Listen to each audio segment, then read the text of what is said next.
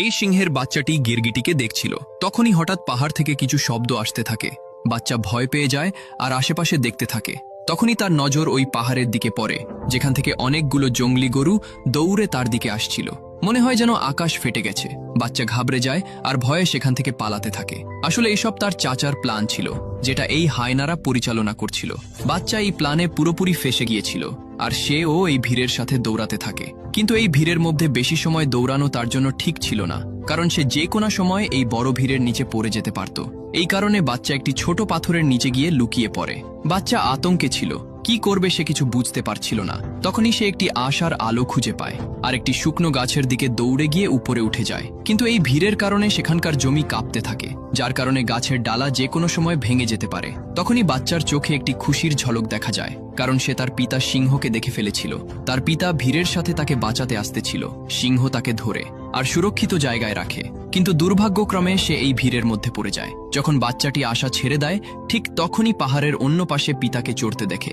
বাচ্চা খুশি হয়ে যায়। সিংহ খুবই বাহাদুর ছিল, কিন্তু এই ভাগ দৌড়ের কারণে অনেক চোট লেগেছিল, যার কারণে সে নিজেকে সামলাতে পারে না আর নিচে পড়ে যায়। বাচ্চা চিৎকার করে। তার চিৎকারে চারদিকের পরিবেশ স্তব্ধ হয়ে যায়। বেচারা বাচ্চা তার পিতাকে হারিয়ে ফেলেছে।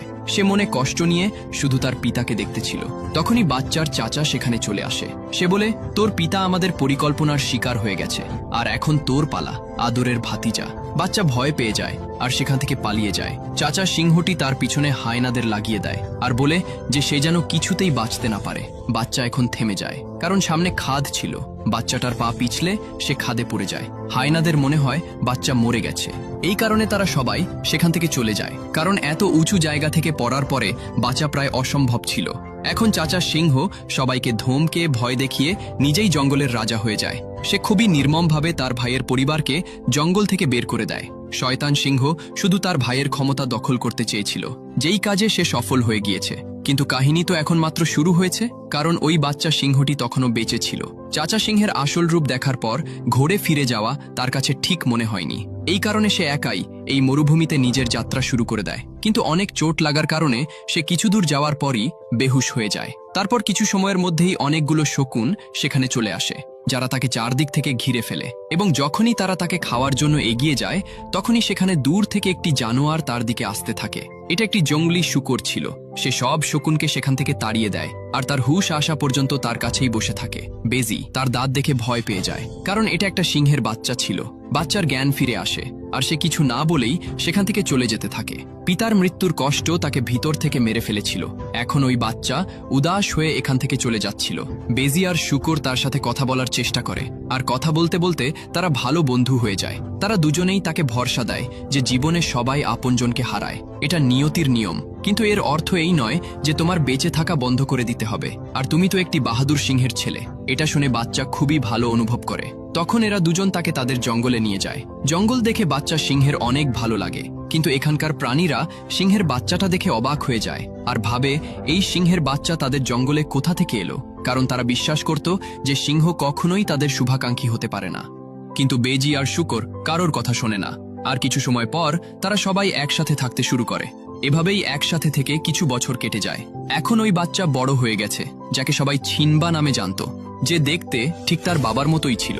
এদিকে চাচা সিংহ বনে আতঙ্ক সৃষ্টি করে রেখেছিল। তার ক্ষুধা মেটানোর জন্য নিরীহ প্রাণীদের হত্যা করত। সময়ের সাথে সাথে তার লোভ আরও বেশি বেড়ে যায়। তার রাজ্যে কেউ ঠিকমতো খাবার পেত না, কারণ সে নিজেকে ছাড়া অন্য কাউকে শিকার করতে দিত না। যার কারণে ছিনবার পরিবারের লোকজন সব সময় ক্ষুধার্তে থেকে যেত। তারা খুবই অসহায় ছিল।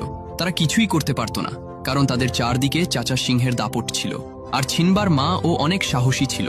সে বলে, আমরা আমাদের জন্মভূমিকে এভাবেই ছেড়ে যেতে পারি না, আর এভাবে ক্ষুধায়ও মরতে পারি না। আমাদের কিছু না কিছু তো অবশ্যই করা দরকার। সবাই তার কথার সাথে একমত হয়। তখনই অন্য সিংহী বলে, কিন্তু ওই সিংহের বিরুদ্ধে যাবে কে? কার মধ্যে এত সাহস আছে? ঠিক তখনই একটি হায়না আসে আর ছিনবার মাকে তার সাথে নিয়ে যায়। সবাই ভয় পেয়ে আছে যে এখন কি হবে। ছিনবার মা সিংহের কাছে যায়। তখন সিংহ বলে, আমি জানি তোমরা কি পরিকল্পনা করছো, কিন্তু তোমাদের কোনো পরিকল্পনাই কাজ করবে না। ছিনবার মা বলে, এভাবে কতদিন তুমি নিরীহ প্রাণীদের মারবে? বন্ধ করে এসব। তখনই সিংহ বলে, শিকার করা আমাদের স্বভাব। যদি আমরা শিকার না করি তাহলে আমরা খাবো কি? তখন ছিনবার মা বলে, কিন্তু তুমি যেই পদ্ধতিতে করছো এটা ভুল। তখন সিংহ রেগে যায় আর আদেশ দেয় যে এই বাকি খাবার হায়নারা খাবে, আর তোমাদের পরিবার আজও না খেয়ে মরবে, আর সেখান থেকে চলে যায়। এদিকে ছিনবা পুরোপুরি জঙ্গলের সাথে মিশে গিয়েছিল।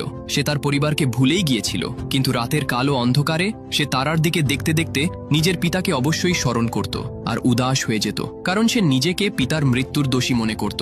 তখনই তার একটি পশম খুলে পানিতে পড়ে যায়, যেটা ঘাস মনে করে একটি পাখি তার বাসায় নিয়ে আসে, আর অন্য পাখিটি সেটা ফেলে দেয়, কারণ সে জানত যে এটা কোনো ঘাস না, একটা জানোয়ারের পশম। পশম উড়ে মাটিতে গিয়ে পড়ে। তখনই ওই পশম উঠিয়ে একটি পিঁপড়া যেতে থাকে। সেখানে বসে থাকা বান্দরের নজর ওই পশমের উপর পড়ে। সে ওই পশম উঠিয়ে চিনে ফেলে যে এই পশম ছিনবার, যার মাধ্যমে সে অনুমান করে ফেলে যে ছিনবা এখনো জীবিত আছে। এই খবর তার জন্য আর পুরো জঙ্গলের জন্য একটি খুশির খবর ছিল।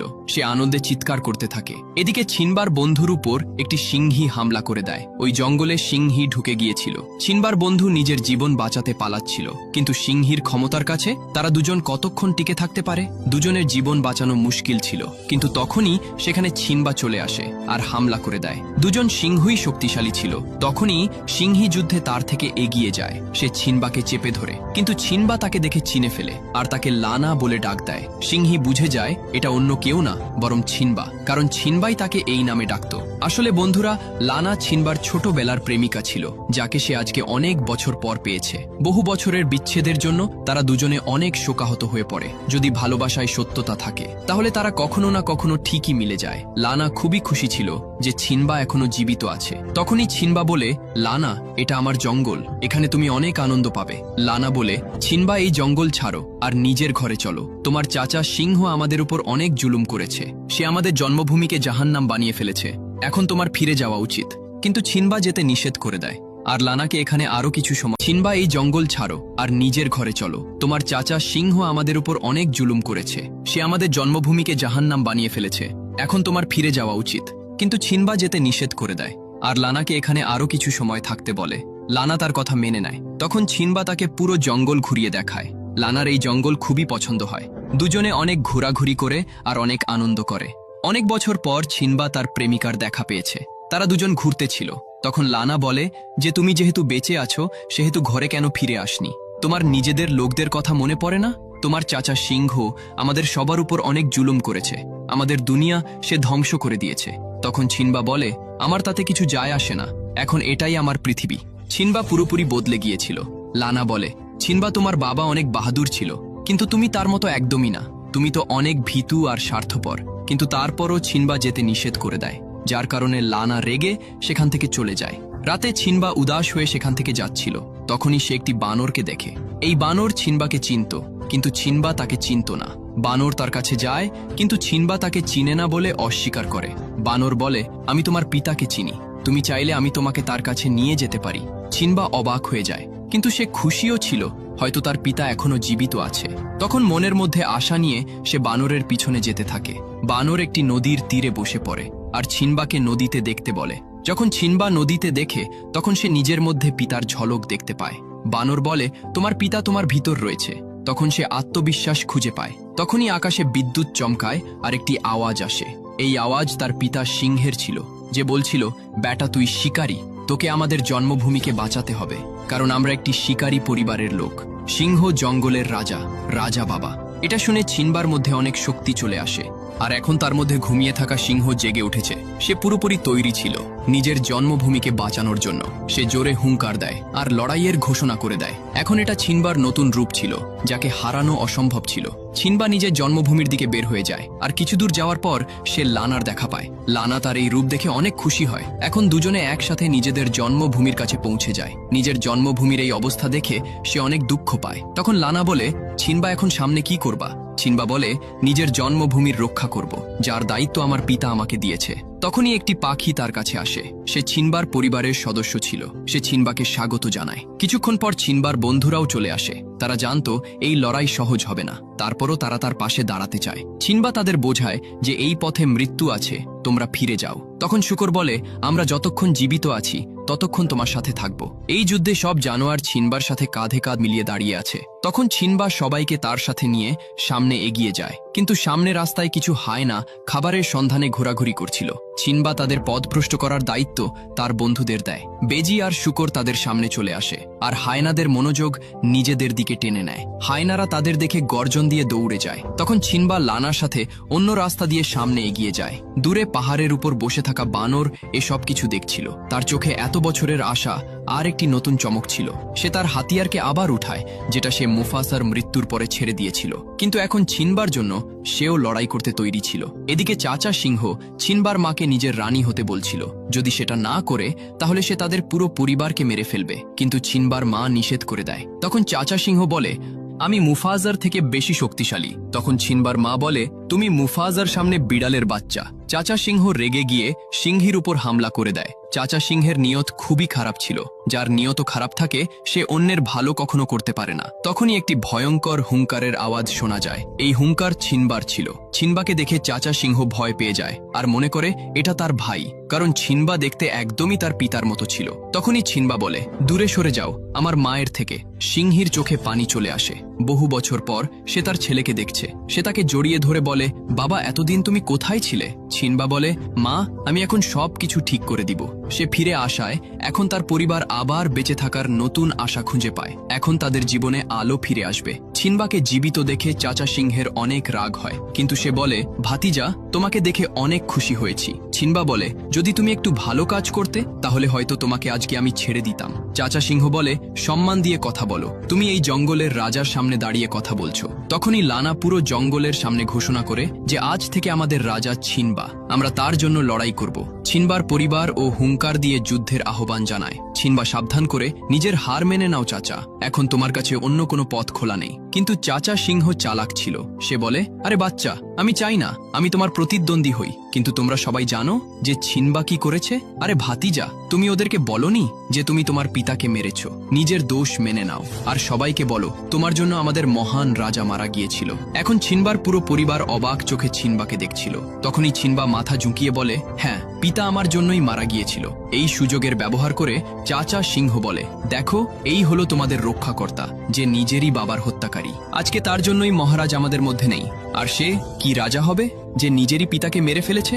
চাচা সিংহ নিজের চালাকির মাধ্যমে ছিনবার হুঙ্কারকে বন্ধ করে দিয়েছে আর তারপর তার পরিবারকে তারই বিরুদ্ধে দাঁড় করিয়ে দিয়েছে। কথায় আছে না, সাপও মরবে আর লাঠিও ভাঙবে না। সে এরকমই অবস্থা করে দিয়েছে ছিনবার। এখন চাচা সিংহ তাকে ভয় দেখাতে থাকে আর বলে, আমার পায়ে পড় ভাতিজা।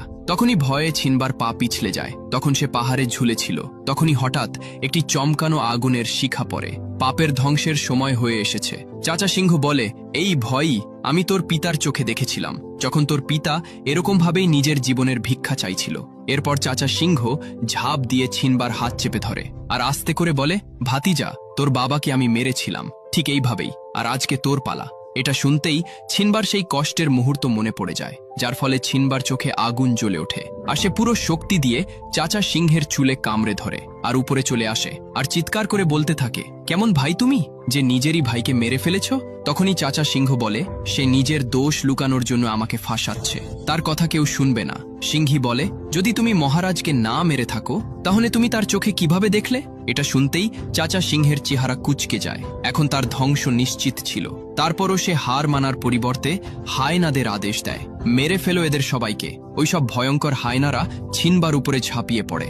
একটি ভয়ঙ্কর যুদ্ধ শুরু হয়ে যায়। ছিনবা একা ওই হায়নাদের মোকাবেলা করতে থাকে। এদিকে লানা ও পরিবারের সবাইকে যুদ্ধ করার আদেশ দেয়। ছিনবার পুরো পরিবার এক এক করে হায়নাদের উপর ঝাঁপিয়ে পড়ে। এটা ছিল একটি বিশাল যুদ্ধ, যেটা বহু বছর ধরে থেমেছিল। তখনই এতগুলো হায়নাদের মধ্যে একা ছিনবা দুর্বল হয়ে যায়। নিজেদের সংখ্যা বেশি থাকায় সব হায়নারা তার উপর ঝাঁপিয়ে পড়ে। তখনই সেখানে পাখিটি চলে আসে।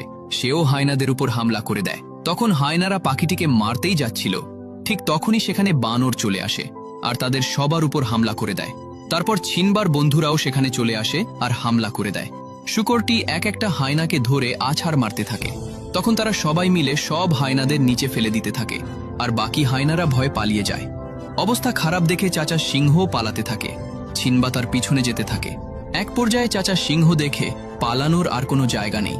তখন সে বলে, আমাকে ক্ষমা করে দাও। সে বলে, তোমাদের মারার প্ল্যান হায়নাদের ছিল, আমার সেখানে কোনো দোষ ছিল না। তার এই কথা হায়নারা শুনে ফেলে। সে বলে, হায়নারা তোমাকে বোকা বানিয়েছে, যেভাবে তুমি আমাকে বোকা বানিয়েছ। সে বলে, ছিনবা, তুমি তোমার একমাত্র আঙ্কেলকে মেরে ফেলবে? ছিনবার মায়া হয়। তখন চাচা সিংহ বলে, বলো, আমি কি করলে তুমি আমাকে বিশ্বাস করবে আর আমাকে ছেড়ে দেবে? ছিনবা বলে, পালিয়ে যাও, আর কখনো এখানে ফিরে আসবে না। চাচা সিংহ বলে, ঠিক আছে, তুমি যা চাও আমি তাই করব। এটা বলেই সে তার উপর হামলা করে দেয়। ছিনবা বলে, কি করছো তুমি? চাচা সিংহ বলে, এটা আমার রাজ্য, আমি এখানকার রাজা, আমি এখান থেকে কোথাও যাব না। তখন তাদের ভিতর লড়াই হয় আর চাচা সিংহ নিচে পড়ে যায়। এটা দেখে ছিনবা অনেক কষ্ট পায়। তখন দেখা যায় চাচা সিংহ এখনো বেঁচে আছে। তখন হায়নারা তার কাছে আসে। হায়নাদের লিডার তাকে বলে, তুমি কেন বলেছ যে ছিনবার বাবাকে আমরা প্ল্যান করে মেরেছি? তোমার কোনো দোষ ছিল না? তখন সে বাঁচার জন্য বলে, না, আমি তাকে বোকা বানানোর চেষ্টা করেছি। হায়না বলে, তুমি আমাদের বোকা বানাতে পারবে না। আর তারা তার উপর হামলা করে দেয় আর চাচা সিংহকে মেরে ফেলে। এরপর ছিনবা সেখানকার রাজা হয়ে যায় আর সেখানকার সব প্রাণীরা এখন সবাই মিলে মিশে বসবাস করে আর চারদিক আনন্দে ভরে যায়। আর এই অসাধারণ মুভিটা এখানেই শেষ হয়ে যায়। বন্ধুরা, ভিডিওটি ভালো লাগলে চ্যানেলটি সাবস্ক্রাইব করতে ভুলবেন না।